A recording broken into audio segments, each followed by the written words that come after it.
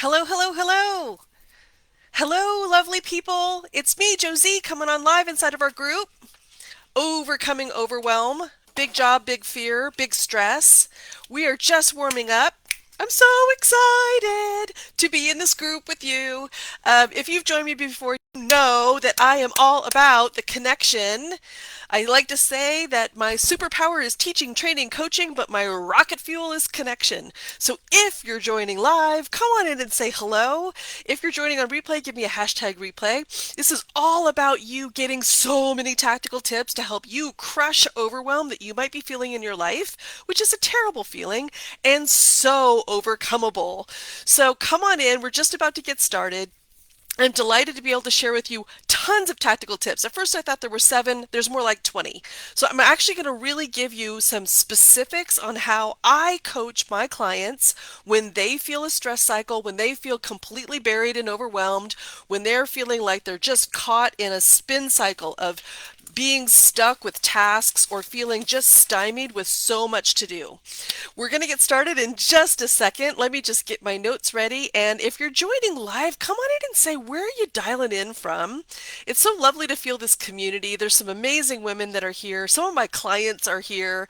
And I would just love to have that spirit of feeling like we're all together with this, even as overwhelm can feel so isolating, so challenging of an experience for us. It sometimes feels like we're just suffering alone. So come on in. We're going to get started. At the end of today, I am going to take a little time to explain my Black Friday special and my super, super, super special pre-enrollment bonus for my leadership course. It's going to come at the very end and in an email tonight. But for now, let's get started. What I want to share with you is first how we get into overwhelm so that you know how to capably navigate out of it. So I'm going to give you some level setting at the beginning so that you understand what is it that we're experiencing and why. Why is this such a common experience? And then I'm going to give you so many tactical tips for how to break it down.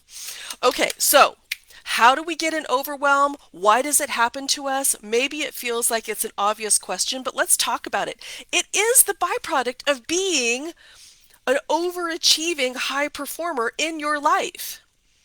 It's something that we've been trained to fall into. It's a slippery slope. We have been socially conditioned to achieve, and we have been enjoying the rewards that underscore our hyper productivity for a long time. So this is like a habit that we have developed. It starts when you're a kid and you get gold stars from the teacher, and then you want to get A's, you want to have good grades to get to good schools, to get a good job, to get a promotion, to get some more pay, prestige, praise, external validation. It's a track. It's a process that we have trained ourselves to almost crave having more responsibility and more pressure because what brings forward is our best result. And it's sort of this continuum, right? We start with trying out things and then we get busier as we get more capable and accomplished, and this pace starts to accelerate. We start to take on more tasks, we start to get promoted into more responsibility, we start to have more things flowing towards us, we start to develop multitasking, and it becomes sort of this slide into overproductivity to deal with the greater challenges of bigger jobs and more responsibility. Sometimes in the past, I've called a talk like this the perils of productivity because it's almost like we're training ourselves to adapt to hyper productivity or hyper busyness or just being hyper. Can you relate? And productivity, it's so daunting because it's a socially accepted trait. Like, even as we want to be out of overwhelm, society tells us that being productive, being busy is like a thumbs up condition, right? And we love feeling productive too. We love feeling like we're getting things done. But all of this devolves into a stress cycle of overdoing. It becomes a problem when we start feeling in the lower levels of just hacking things out, grinding things out, multitasking our way, spinning and whirling as a dervish because we can't slow down, because we keep trying to be in that achievement cycle. Can you relate to how this has like a double-edged sword? Like, yes, it's great to be productive. Yes, it's great to get stuff done. Yes, it's great to win, the praise of others and get that validation. But no, it's not good when it starts scraping away at your sense of fulfillment, your sense of balance, your sense of emotional equilibrium, your sense of being able to sleep well at night and not over caffeinate to respond to the pressure of what the workday holds. On top of all this, what exacerbates it even more is so many of our bosses are not natural mentors. And or they don't particularly care or see that we're overloaded. They just want the work to get done. So we feel pressure. We feel pressure from people that we want to please, that we're in business to get validation from. And so we're left to our own devices when we have so much work to do and our own flawed thinking to guide us. This is why I talk about overwhelm as a problem. Being productive isn't a problem. It's a problem when it leads to overdrive. So, you ready for some tactical tips? Let's get right into it. I'm going to tell you things I don't want you to do, stop doing, and things that I want you to start doing. And then I'm going to explain why. I'm going to talk about what we don't want to think when we're overwhelmed, what we don't want to feel, what we don't want to say, and what we don't want to do. At first, those will be reflexes, but as we become more aware of how damaging this side is, and I give you some other things to think, feel, say, and do, you will start to have more of agency over your overwhelmed condition, more of ability to choose, more of an ability to be aware when it's happening, and then guide yourself up and out. How does that sound? Okay, so let's try this. When you feel overwhelmed, when you feel like there's too much on your shoulders, when you're starting to feel the stress of too much workflow, when you're starting to feel nervous, anxious, tasked out. Hi there, Dolores. If you come in and say hi, I'm going to call you up because I love having some connection. Nice to see you. Don't do this. Don't start thinking like, oh my gosh, it's impossible. It's too much. I can't. When we start going immediately towards the feeling that the thoughts that it's too big, it's too much, and I can't, we're making it super hard for us to step forward in that space. That's a very challenging place for us to navigate and solution from when we're already telling ourselves that it is impossible. I get it, it might be your first reflex, but stay with me. I'm going to give you the light side next. We also don't want to be feeling things like it's futile. It'll never work. It's always like this. I never get on top of it. There's no way I'm ever going to get to inbox zero. I have to do this work. When we catch ourselves feeling into this all or nothing type of feeling or always never, we're putting ourselves in a ditch. We're sort of falling off into the lowest possible way of feeling like things are never going to get better. It's not helpful to feel that way. I get it that it's natural, and I'm going to give you something else to feel instead. We don't want to say things like, I'm so overwhelmed. I'm so under the pile. I'm buried. I'm swimming. I feel like I'm drowning in tasks. I feel like my hair is on fire. Right? Really dramatic, even gory type imagery, like we're dying because of the overwhelm. Saying that is so damaging because your subconscious is listening to it. You're underscoring the fact that you're in an unwanted condition by speaking it. Stop speaking it. Don't say those things. Don't speak that to yourself, even if it feels like it's true. It's not helpful. It's actually really toxic and damaging. And then don't do the types of activities that we naturally have become accustomed and trained to do. Work faster, double time, hurry up, move faster, multitask, accelerate, spin. There's this phrase about if you need to eat an elephant, you don't run at it with your mouth open and start chewing, right? That's kind of another gory image. But the least effective thing is just to sort of like get all busy and start running on your hamster wheel. I sometimes talk about like if you need to melt a glacier, you don't want to come at it with an ice pick and start making ice cubes. That will take forever. It's not effective. Don't just start getting busy. Okay, so we talked about this side. Don't think it's impossible. Don't start feeling like it's futile. Don't start speaking about how overwhelmed you are, and don't start doing the activities of just like accelerating to overcome the feeling of pressure with action. Instead, are you ready for what you want to do instead? Instead, do this. Catch yourself thinking, this is impossible, it's too much, I can't, and say to yourself instead, it's just a circumstance. This amount of work, this project, this deadline, this emergency, it's just a situation. It's not good or bad. My thoughts about it tell me how I feel about it. So I like to say, it's just a thing. It's just a thingy thing. I could say like, "Oh my God, I can't even believe it. I'm so..." Nope, I'm going to say it's just a circumstance. It's just a situation. My thoughts about this matter. So that's what I want to do instead. In feeling, I want to try to find a more creative feeling, not a fearful feeling, not a all is lost feeling, not a it's futile, it'll never work feeling. I want to feel more like, okay, what if? What might be possible? How might I? Why not?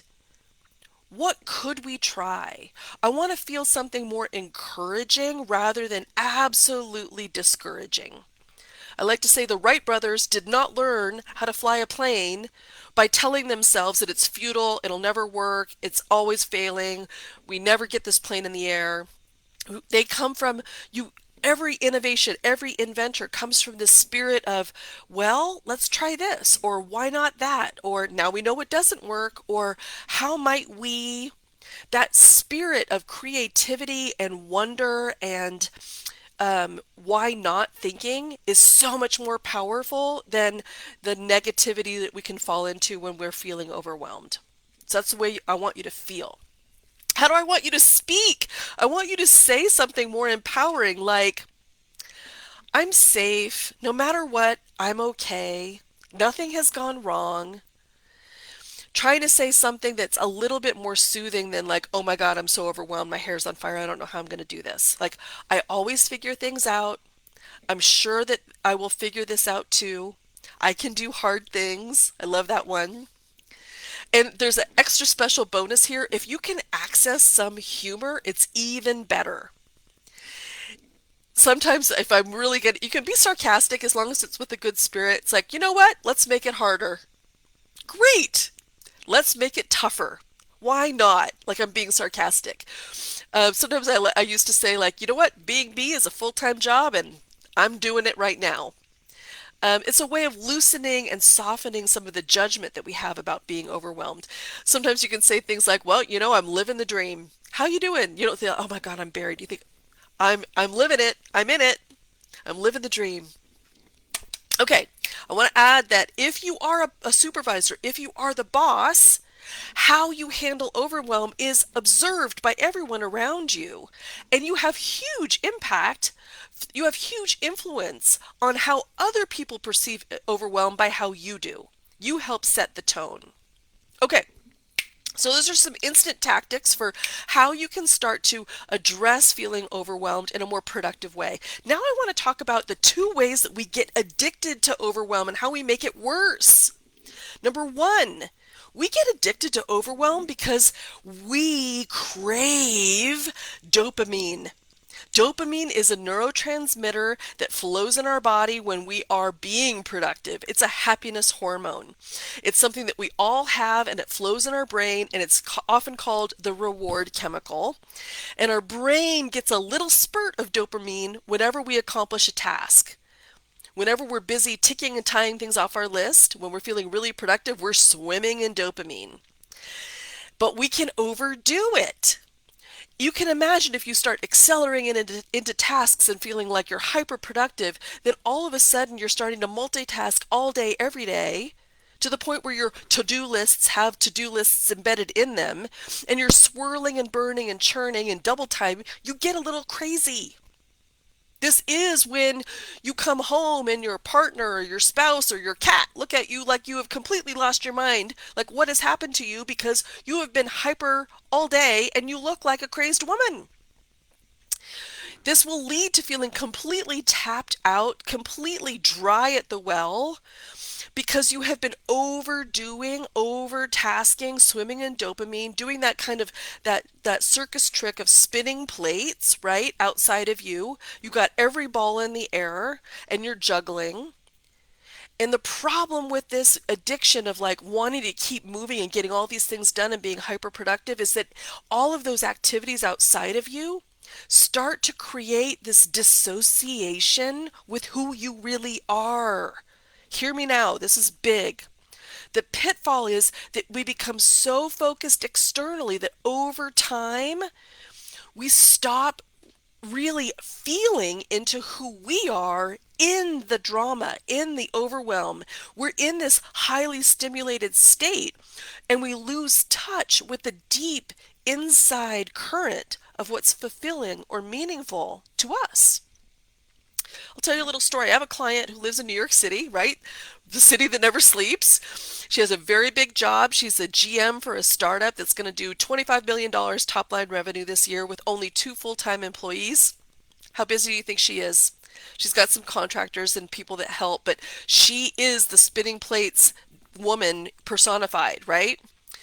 And in my coaching sessions with her, honestly, we're not working on all of the things that are stressing her out. We're working on her finding the taproot back into her true wisdom of feeling because she's sort of losing the capacity to know her own inner well, her own heartbeat, to know her own yes and her own no, to understand what feels good and what feels bad, and get her out of this default mode of just staying in action all the time.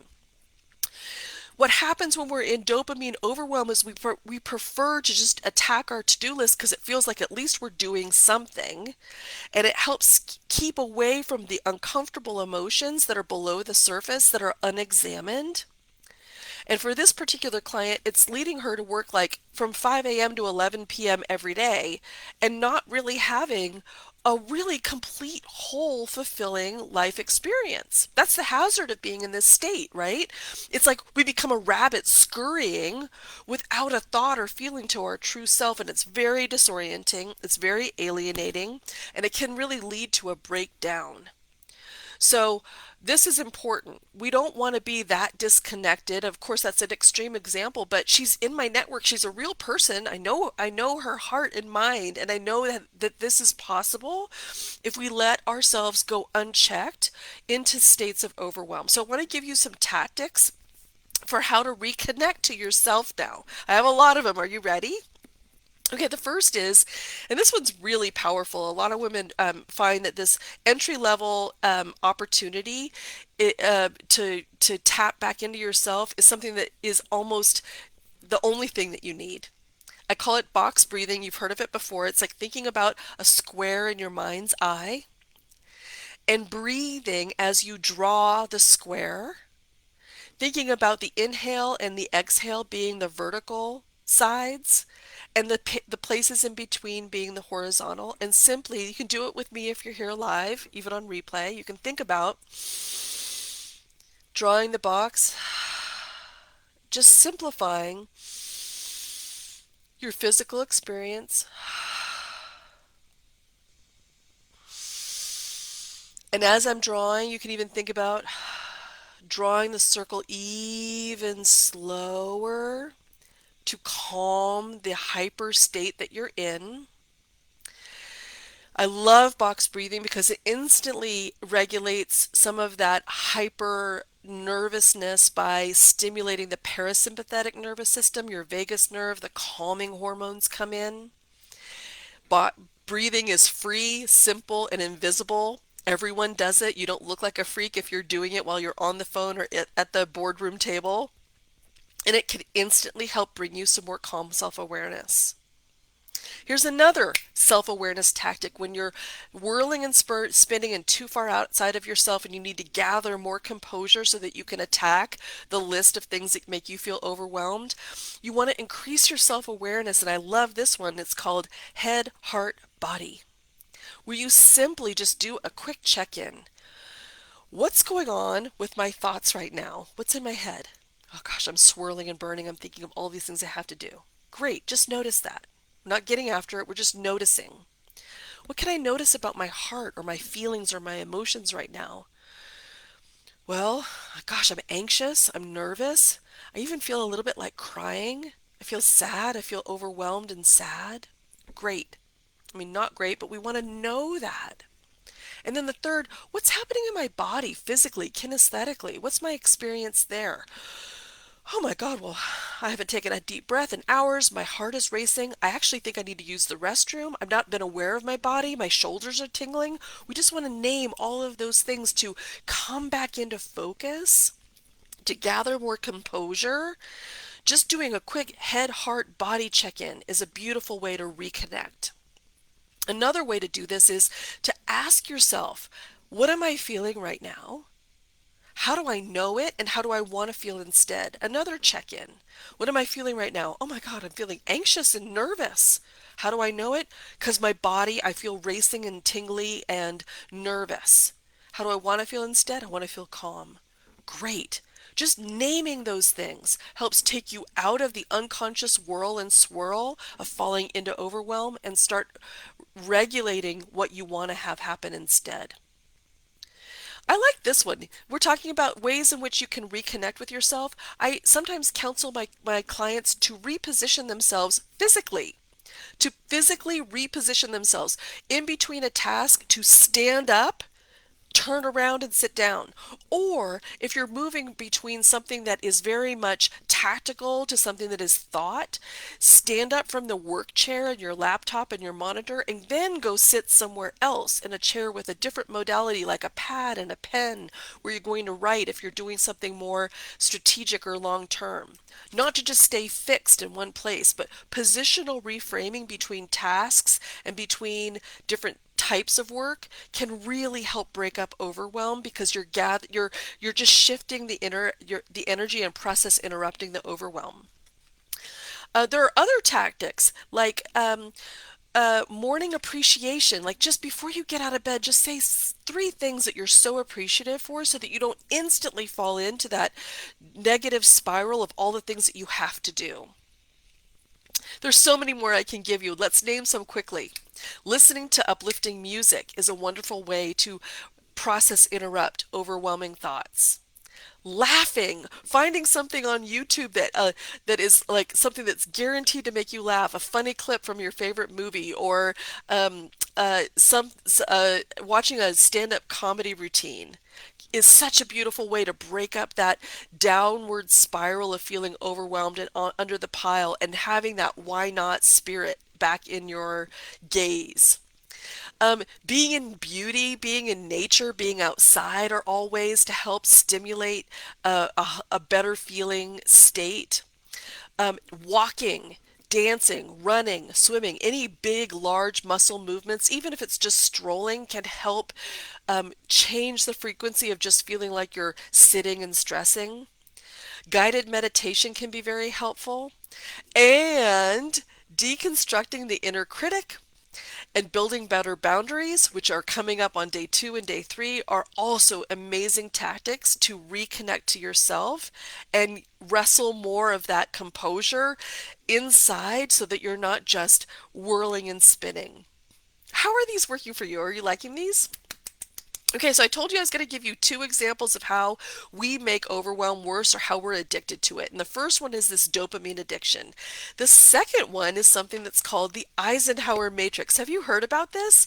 This is about like the late great president who commented that when given the choice, we often react to the urgent present rather than responding to the important future. Now, Stephen Covey, the author of The Seven Habits of Highly Effective People, took this and made a whole matrix out of it that I'm going to share with you. I actually have a physical article that I'm going to share with you. I have like my own little hand-drawn visual aid where I'm going to talk about the Eisenhower matrix with you, where I think you're going to get so much out of this, even if you've seen this before. Let's pull this up. I'm going to talk about this important versus urgent experience, that if you find yourself running around all day, putting out fires all day, figuratively speaking, if you feel like you're busy, but your work doesn't have high impact, or you feel like you have long-term goals, but you're not making progress towards them, or you have a hard time delegating or saying no, this is really helpful for my clients that I teach inside of Completely Confident Leadership to help them skill up and find a better way of addressing feeling overwhelmed. Okay, so I want to share with you what these quadrants mean, and then we're going to learn about how to use them. Are you ready? Can you see this well? If you're with me live, tell me that you can see this well. Okay, so what this shows is on this axis we talk about whether things are important or not important, and on this axis we're talking about whether things are urgent or not urgent.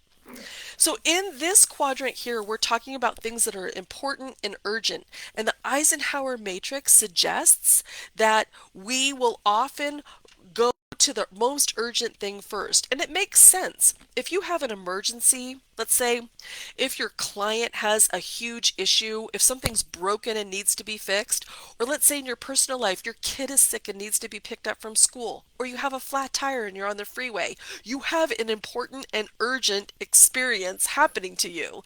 Your circumstances are both important and urgent. Right? It's like do it now. And that's what I named this quadrant. It has to do with when we have a deadline or we need some like immediate high octane focused response to something that's critical and must be addressed. It is often defined by if we didn't take action, there would be a serious consequence for not taking action in that moment. But the downfall of being in the important and urgent quadrant for a long period of time is it's very stressful. It leads to burnout. It has us constantly in crisis and in putting out fire mode. So this is not a sustainable way to operate your life, personal or professional. And yet we need to allow for some space for the important and urgent tasks because we don't always predict when these things are going to happen. Now let's move over to the more productive, important, and not urgent quadrant. This is your high productivity. This is your zone to be in to get out of overwhelm and into a higher state of being effective and not just running around with your head chopped off. That's why I made a star here. If this is do it, the important and not urgent is to schedule it. These are the tasks that involve things like planning or making big decisions or having development for the future or doing some building or processing towards goals. This has the quality of having deep roots in something to help you succeed and set a course and help other people have visibility rather than you just hacking things out alone. And it involves leveraging your vision and having balance and a sense of purpose and a sense of fulfillment. So this is the quadrant that we most want to be in if we find ourselves frequently in overwhelm.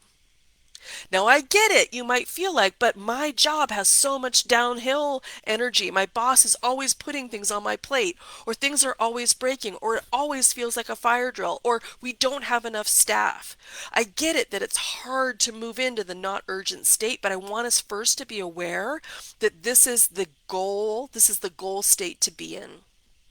Because once you realize some of these things, these truths, you're going to understand how you can take action on them.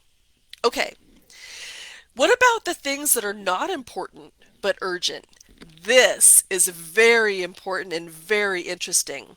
Many studies have shown across many experiments that there's this curious pattern that our attention is drawn to time-sensitive tasks that are not important, even when these tasks that are important and yield better fulfillment and greater rewards, we're tempted to stay in this zone of the urgent and not important. Things like letting ourselves be interrupted with Slack messages or Teams chats or IMs, or interrupting ourselves by looking at social media, or jumping from task to task, or having an open door policy and allowing people to ambush us with their questions. As meritorious as they may be, it's disruptive. It's having interruptions in our day or having many meetings that may or may not be pertinent to our workflow. Things that are important and not important and urgent, I like to call the stuffy stuff or the worky work. And it has us in this busy mindset of just kind of like whirling and swirling, getting things done, but not really making headway on what's so important to be doing. It costs us focus, it makes us scattered, it makes us feel like we're not in control, and in the end, it has us playing small because we're not getting after the most purposeful, fulfilling work that we could possibly be doing. So why do we fall into this zone? Because we can, because of that dopamine addiction effect, that mere urgency effect that has been dubbed the psychological quirk that's been studied, that we are so bad at task management and time prioritization because it feels good to be constantly ticking things off of our list rather than thinking about a long-term payoff. This is a short-term result. All of these things keep us in motion and are what our unmanaged mind, our unmanaged brain will gravitate towards. But it's how we create more overwhelm. When you find yourself in this quadrant, your task is to try to delegate these items, to try to find ways to spread these out or to limit their impact on your day. Let's take a minute to look at the fourth quadrant, that is not important and not urgent. These are things that are like pacifying behaviors. I like to talk about, scrolling, watching things aimlessly, losing yourself in a social media feed, pacifying yourself with alcohol, food, salty snacks, right? Things that feel good in the short term that make us feel like we're soothing our hot brain that's been overtasked all day. But in the short term, they might be pleasurable, but shortly thereafter, they're so not fulfilling and so not energizing, and we often feel empty when we're in this zone of paying attention to the not important and the not urgent. It also can have the era of procrastinating, where we're just not getting after what we want to be doing because we don't feel like we've got the energy because we've been in this zone for too long. So this is a very low energy zone that just we want to try to limit the amount of time that we spend there. Okay, so there's good news to this. If you feel like, oh goodness, you're calling me out, I'm in this zone a lot. I allow myself to be interrupted. I spend a lot of time in meetings. I constantly jump from task to task. Here's one. I consistently review my to-do list all day through the day. Like I keep interrupting myself, thinking about what I have to do. I keep managing myself by just looking at things that I wrote down on a list. That's not active management. That's creating overwhelm. But the good news is this feels like you is that this effect can be reversed. The idea that we gravitate towards just doing things to stay busy is something that can be reversed just through your self-awareness. So when we prompt subjects that are being monitored with a kind of experiment like this to consider the consequences of spending their choices at this zone or this zone, the individuals are significantly more likely to put an important task over the urgent one. So we just need to be aware. So how might you use this? You might just ask yourself as you look at your list, what's urgent and important and must be done first? I'm going to do that at the very beginning of my day. And then I want to block time for the not urgent but very important. Well, I'm still most alert in the morning hours. For most of us, that's true. And then before lunch and after lunch, I can do some of the stuffy stuff, the worky work, the interrupted things. I can go look at email. I'm going to manage how I go and use certain modalities that just scramble my thoughts, like email, like social media, like IM chains. And then at the end of the day, if I feel like I do need a little pacifying, that's when I do that, but I'm not going to overindulge because my brain's not going to feel like it's been absolutely tapped out. So that's how we can grow our awareness and use the Eisenhower matrix to more capably manage our activities. Now, you might feel like there's a bunch of objections that pop up for you. Your boss, the lack of staff, the over responsibility that you hold, or the habits of react and respond, or the sheer overwhelm that you have in your life, that all of these things might contribute to you feeling like why you feel defensive maybe about staying in the urgent zone. Like I have to, there's no other way. But I'm suggesting that once you become aware of this, if you haven't been using a system like this to evaluate your task assignment and your prioritization, you'll likely be able to become more effective and less reactive. Okay, so now let's take this away and just talk about something bigger picture. Did you like that? I hope you enjoyed my little arts and crafts project of the Eisenhower matrix. Let's talk now about the inner beliefs that are really driving it all. The real reason why we fall into task accomplishment and overproductivity and allow ourselves to be overwhelmed is often for the same reason across the board. It's because we get attached to the identity of somebody who is highly productive. We start to feel worthy if we are busy. It's like we wear it like a badge. We like to feel busy because it makes us feel good. It makes us feel like we're not dispensable. It makes us feel important. It makes us feel significant. So this is a longer term thing that we want to be looking at. You want to be curious about the beliefs that you hold about being busy because it actually is keeping you kind of like what they say, an inch deep but a mile long. And over time, this leads to that weird dissociation of not really knowing what your heart's desires are, not really being in tune with what your life's purpose is. Staying in urgency just creates more jumpy jump, defaulting to tasks, getting things done, staying in the dopamine swimming, getting little hits, and it's harder to shift to longer term processes the more that we behave in that way. Our beliefs are really underneath the thoughts, the feelings, the words that we use, and the actions. And this is an area for longer term focus that we're going to focus on tomorrow. Tomorrow's all about imposter syndrome, the negative inner critic, our negative self talk, and how we really want to deal with some of those deeply internal factors so that we keep ourselves out of overwhelm and into that composure of choosing and having agency over how we drive our days.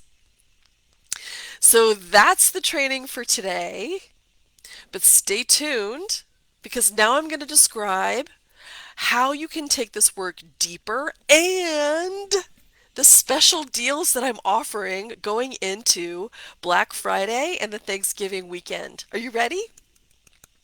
Okay, if many of these tactical tips resonated for you and you feel seen and you feel like this is the work that you need to do to help manage your busy life, you may also feel some objection that you need help with other external factors as well. That's what we work on inside my leadership program, Completely Confident Leadership. Both the inside beliefs that are governing some of our choices and assumptions, and the outside behaviors that help us navigate and manage the forces that are giving us stressful circumstances, like a boss, like a negative coworker, like overwhelm, like needing to create boundaries. All of those things are skills that you can adopt once you learn and they are supported by beliefs that we want to hold that helps keep us focused in the direction that we want to be. So, Completely Confident Leadership is my program that addresses both the fears that have us racing through tasks and the behavior that has us wedded to doing and constantly tasking and avoiding things that are uncomfortable or unexamined. It's a whole program. That's why I call it Completely Confident Leadership. Each week, what we do is we tackle one leadership issue with a training, with a solution, with a coaching session, so that it is a step-by-step process that gets you results. And it's been something that I've been doing for years, and that you can learn about the women who have been through and that have claimed amazing results, amazing relief, amazing mastery, and more self-assured confidence because they finally have both the inner framework and beliefs and the outer behaviors and ways of behaving that dovetail together to make them effective in their lives and less stressed. So what do you get? Well, you get a members portal with weekly video lessons that are like these, but they're different. They're shorter and more digestible with tactical tips and worksheets. And they take about 30 minutes a week to listen to, and you have lifetime access to them. And they address all the areas where we get tripped up, where we get stuck, and help us find new beliefs and new behaviors that are more effective and successful. That's the first part, is our members area, the content that you own for life. The second is we have weekly small group coaching where amazing women like you come on a call to implement the learning. You claim what you understood and what you got and what you're implementing from the lesson, and then you also are working on what's in your blind spot or what's difficult to integrate or what you're still trying to find understanding or ways in which to adopt. That's what coaching does. And all of this happens in a community, in a camaraderie of amazing women that surround you. They say it's the best hour of their week. And the result of having this curriculum and having the coaching is that you become more self-assured, more confident, more knowledgeable, more aware of your strengths, more appreciative of yourself. With a rock solid sense of yourself, you're then able, with this understanding of who you are and how you roll, and an appreciation for who you are and being able to manage yourself, to then competently manage others.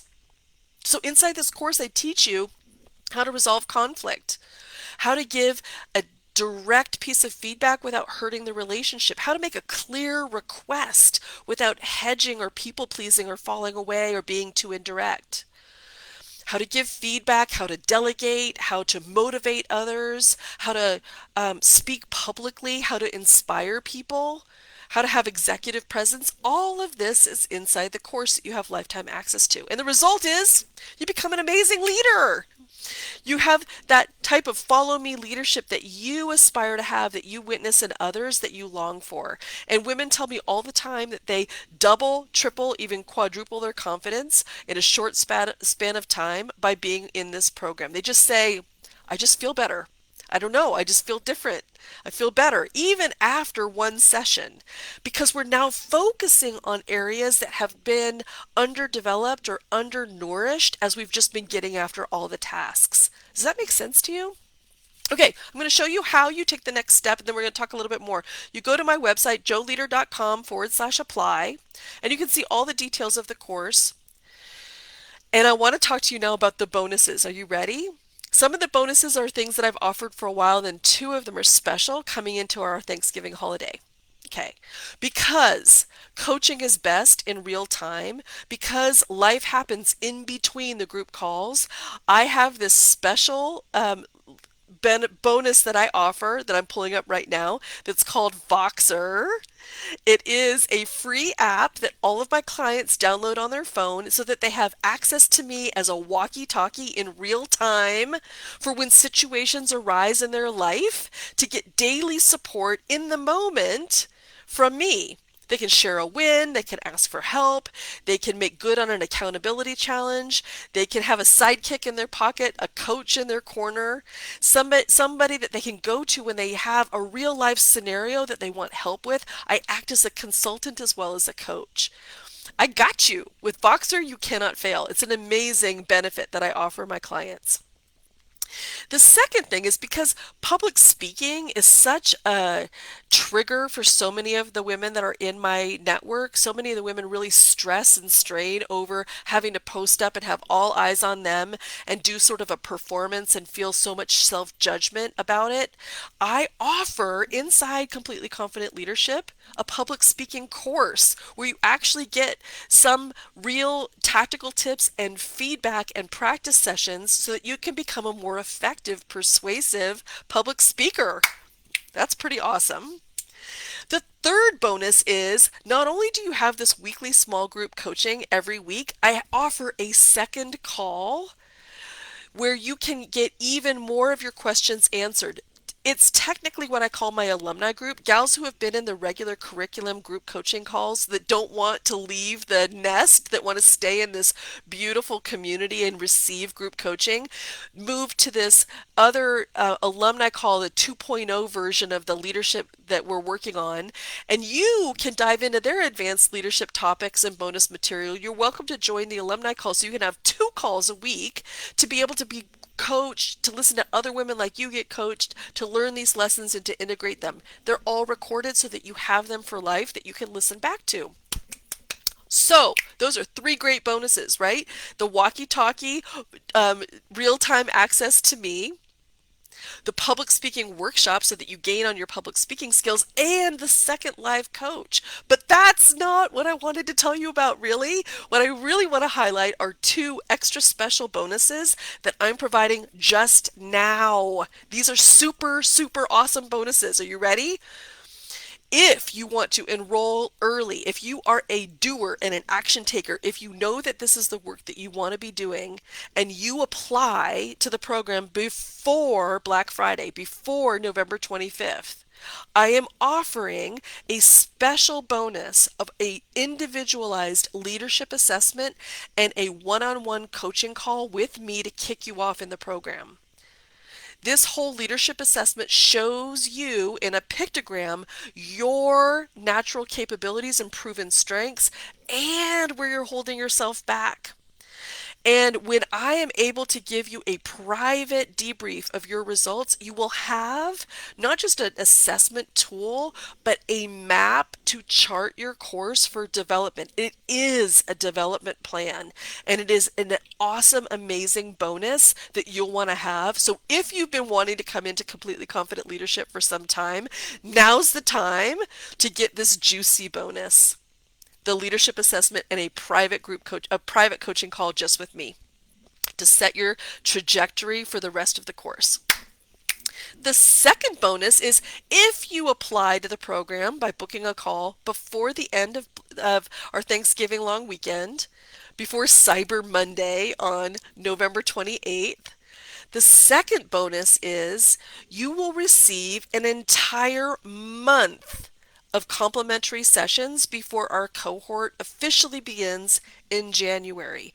These sessions will be breaking down imposter syndrome, dealing with self-sabotage and inner negative critic, dealing with people pleasing and perfectionism and various tendencies that are holding you back. And all of this is free and a bonus to help set the stage for your personal development before we get into the leadership development in January. Both of those could be yours if you come to joeleader.com/apply and book a call with me before Black Friday, 11/25. And if we don't get that, all through the weekend, you will still get the complimentary month of complimentary coaching if you book your call before Cyber Monday. And you can find all of that on my website, joeleader.com/apply. The very top it says book a call. It's how I get all of my clients started. Because I offer a money back guarantee and because I want to make sure that you're a good match for the program and for the cohort, I want to meet you before you join. So I don't just ask you to sign up without me having a touch point with you, which is so awesome. We get to meet each other in real life, sort of like on a Zoom call, and have a conversation about where you are and where you want to be and if this program is the right thing for you. All right, you probably weren't wondering about the cost. Happy to talk about that frontally. If I do this personally, Just one-on-one with a corporate client, the cost is between $5,000 and $6,000 for a 5-month engagement. But for my group, I'm able to bundle these gals together and make it very cost effective. I offer it at over half off. So the entire cost of the program is $2,500 for a 5-month deep dive into your leadership with personalized coaching from me. But you get a bonus month and even a bonus leadership assessment if you apply before the end of this weekend. So it is an amazing deal. It is something that will bring you all the way into midsummer of 2023. Yes, I have a payment plan, and I absolutely guarantee that you will be so pleased with the results. I keep it small so that we can have intimacy, so that I can know you, so that I can track your results, and so I can make sure that you're getting what you desire. So, does that sound awesome? I hope that you think so. I love doing these workshops because I get to share a ton of tactical training with you. And also, I'm going to meet somebody tonight that's been in my orbit that I've never seen, who's I get to love on. She's going to end up in my community. She's going to end up in completely confident leadership. She's going to end up in this cohort. She's going to end up with these other cool women that are already in there, and we're going to get to coach together for the next 6 months. There's nothing like it. So if you want to see everything that's offered, you can go to joleader.com/apply and see all the details of the program. But the best thing is to click book a call so that you can get on my calendar and we can meet and discuss what's going on for you.